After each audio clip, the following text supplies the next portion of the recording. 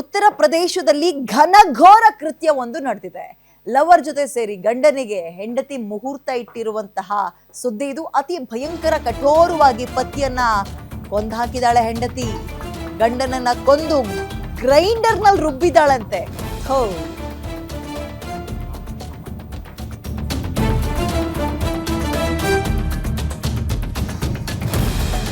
ಕೇಳಿಸ್ಕೊಳಕ್ಕೆ ಸ್ವಲ್ಪ ಕಸಿಬಿಸಿ ಅನ್ಸುತ್ತೆ, ಹೇಳೋಕ್ ನನ್ಗೂ ಅಸಹ್ಯ ಅನ್ನಿಸ್ತಾ ಇದೆ. ಪತಿಯನ್ನ ಕೊಂದು ಗ್ರೈಂಡರ್ ನಲ್ಲಿ ಅವನನ್ನ ಚಟ್ನಿ ತರ ರುಬ್ಬಿ ಚರಂಡಿಗೆ ಬಿಸಾಡ್ಬಿಟ್ಟಿದ್ದಾಳೆ. ಉತ್ತರ ಪ್ರದೇಶದಲ್ಲಾಗಿರೋ ಪ್ರಕರಣ ಇದು. ಉತ್ತರ ಪ್ರದೇಶದ ಸಂಭಲ್ ಅನ್ನುವ ಜಿಲ್ಲೆಯ ಚಂದಾಸಿ ನಗರದಲ್ಲಿ ಘಟನೆ ಆಗಿದೆ. ರಾಹುಲ್ ಎಂಬಾತನನ್ನ ತನ್ನ ಹೆಂಡತಿ ಕೊಂದು ಹಾಕಿದಾಳೆ. ರೂಬಿ ಅಂತ ಬಾಯ್ ಫ್ರೆಂಡ್ ರೂಬಿ ಮತ್ತು ಪ್ರಿಯಕರ ಗೌರವ್ ಇಬ್ರು ಕೂಡ ಹೋಗಿ ನನ್ನ ಗಂಡ ಕಾಣೆ ಆಗಿದ್ದಾಳೆ ಅಂತ ಹೆಂಡತಿ ದೂರು ಕೊಡ್ತಾಳೆ. ಆ ಹೆಂಡತಿಯ ಹೆಸರು ರೂಬಿ ಅಂತ, ಬಾಯ್ ಫ್ರೆಂಡ್ ಹೆಸರು ಗೌರವ್ ಅಂತ. ಪೊಲೀಸರಿಗೆ ಚರಂಡಿಯಲ್ಲಿ ಮೃತದೇಹದ ತುಂಡುಗಳು ಸಿಕ್ಬಿಡುತ್ತೆ. ತನಿಖೆ ವೇಳೆ ರಾಹುಲ್ ಶವವನ್ನ ಗ್ರೈಂಡರ್ ನಲ್ಲಿ ರುಬ್ಬಿರೋದು ಗೊತ್ತಾಗುತ್ತೆ. ದೇಹದ ಕೆಲ ಭಾಗಗಳನ್ನ ರಾಜ್ಘಾಟ್ ಗಂಗಾ ನದಿಗೆ ಎಸ್ತಿದಾರಂತೆ. ತಲೆ, ಕೈ, ಕಾಲುಗಳನ್ನ ಕತ್ತರಿಸಿ ಉಳಿದ ದೇಹವನ್ನ ಚರಂಡಿಗೆ ಎಸ್ತಿದ್ರು. DNA ಮಾದರಿಯನ್ನ ಸಂಗ್ರಹಿಸಿ ಈ ರೂಬಿಯ ಪತಿ ರಾಹುಲ್ ಅನ್ನೋದನ್ನ ಪೊಲೀಸರು ಪತ್ತೆ ಹಚ್ಚಿದ್ದಾರೆ.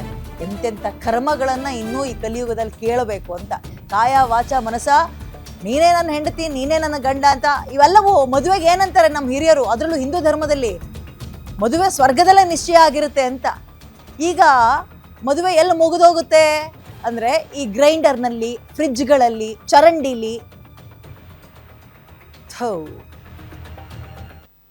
ಮೋರ್ ಡೀಟೇಲ್ಸ್ ನನ್ನ ಕಲೀಗ ದಿಲೀಪ್ ನೀಡ್ತಾರೆ. ದಿಲೀಪ್, ಇತ್ತೀಚಿನ ಈ ಪ್ರಕರಣಗಳು, ಅದರಲ್ಲೂ ಮದುವೆ ಆದ್ಮೇಲೆ ಬಾಯ್ ಫ್ರೆಂಡ್ಗಳ ಜೊತೆಗೆ ಸೇರ್ಕೊಂಡು ಸಾಯಿಸುವಂತಹ ಪ್ರಕರಣಗಳೇನಿದಾವೆ, ವಿಪರೀತ ಅಸಹ್ಯ ಭಯ ಹುಟ್ಟಿಸುತ್ತೆ. ಫ್ರಿಡ್ಜ್ ಅಲ್ಲಿ ನೋಡಿದ್ವಿ, ಈಗ ನೋಡಿದ್ರೆ ಗ್ರೈಂಡರು ಅಂತಾರೆ. ಎಲ್ಲಿಗೆ ಹೋಗ್ತಾ ಇದೆ ಅಂತ. ಅಂಡ್ ಈ ಪ್ರಕರಣದ ಕಂಪ್ಲೀಟ್ ಡೀಟೇಲ್ಸ್ ಕೊಡೋದಾದ್ರೆ ದಿಲೀಪ್. ವಿದ್ಯಾ, ಈ ಒಂದು ಪ್ರಕರಣ ನಡೆದು ಬಂದಿರೋದು ನವೆಂಬರ್ ಅಂತ್ಯದಿಂದ ಈ ಪ್ರಕರಣದ ತನಿಖೆ ಸಾಂಗವಾಗಿ ನಡೀತಾನೆ ಇತ್ತು. ಈ ಪ್ರಕರಣದಲ್ಲಿ ಮೊದಲಿಗೆ ರಾಹುಲ್ ಅನ್ನೋ ವ್ಯಕ್ತಿ ಕಾಣೆಯಾಗಿದ್ದಾನೆ ಅಂತ ಗೊತ್ತಾ, ಆತನ ಪತ್ನಿ ರೂಬಿ ದೂರು ಕೊಟ್ಟಿರ್ತಾರೆ. ರಾಹುಲ್ನ ಬಗ್ಗೆ ಮಾಹಿತಿ ಸಂಗ್ರಹ ಮಾಡಕ್ಕೆ ಹೊರಟಂತ ಪೊಲೀಸ್ನವರಿಗೆ ಮೊದಲಿಗೆ ತಲೆ ಮತ್ತೆ ಕೈಕಾಲು ಇಲ್ದಲೇ ಇರುವಂತ ಒಂದು ಶವ ಚರಂಡಿನಲ್ಲಿ ಸಿಗುತ್ತೆ. ಆ ಶವದ ಮಾದರಿಯನ್ನ ಸಂಗ್ರಹಿಸಿ ಅದರ DNA ಪರೀಕ್ಷೆ ಮಾಡಿದಂತ ಸಂದರ್ಭದಲ್ಲಿ ಅದು ರಾಹುಲ್ ಮೃತದೇಹ ಅಂತ ಗೊತ್ತಾಗುತ್ತೆ. ಆ ನಂತರದ ಸಂದರ್ಭದಲ್ಲಿ ಮೃತನ ಪತ್ನಿ ಏನಿದ್ದಾಳೆ ರೂಬಿ, ಆಕೆಯ ಒಂದು ವಿಚಾರಣೆ ನಡೆಸಿದ ಸಂದರ್ಭದಲ್ಲಿ ಆಕೆಗೆ ಗೌರವನ ಪ್ರಿಯಕರ ಇದ್ದಾನೆ ಅಂತ ಗೊತ್ತಾಗುತ್ತೆ.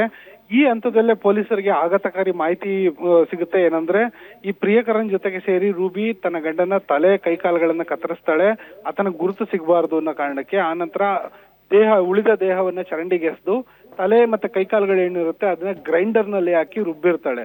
ರುಬ್ಬಿದ ನಂತರ ಅದನ್ನ ಚರಂಡಿಗೆ ಎಸೆದು ಡಿಸ್ಪೋಸ್ ಮಾಡಿರ್ತಾರೆ. ಈ ಒಂದು ಭಯಾನಕವಾದಂತಹ ಕೃತ್ಯವನ್ನ ಎಸಗಿದ್ದು ರೂಬಿ ಮತ್ತೆ ಆಕೆಯ ಪ್ರಿಯಕರ ಗೌರವ್ ಅನ್ನೋದನ್ನ ಪೊಲೀಸರು ಪತ್ತೆ ಹಚ್ಚಿದ ಬಳಿಕ ಈಗ ಈ ಪ್ರಕರಣಕ್ಕೆ ಸಂಬಂಧಪಟ್ಟಂಗೆ ಅವರಿಬ್ಬರನ್ನ ಬಂಧನ ಮಾಡಲಾಗಿದೆ. ಈಗ ಈ ಪ್ರಕರಣ ಏನಿದೆ, ಈ ಪ್ರಕರಣದಲ್ಲಿ ಇನ್ನೊಂದು ತಿರುವಿದೆ. ಏನಂದ್ರೆ ಮೃತದೇಹದ ಕೆಲವು ಭಾಗಗಳನ್ನ ಅವರು ಗಂಗಾ ನದಿಗೆ ಎಸ್ತಿದ್ರು, ರಾಜ್ಘಾಟ್ಗೆ ಎಸ್ತಿದ್ರು ಅಂತ.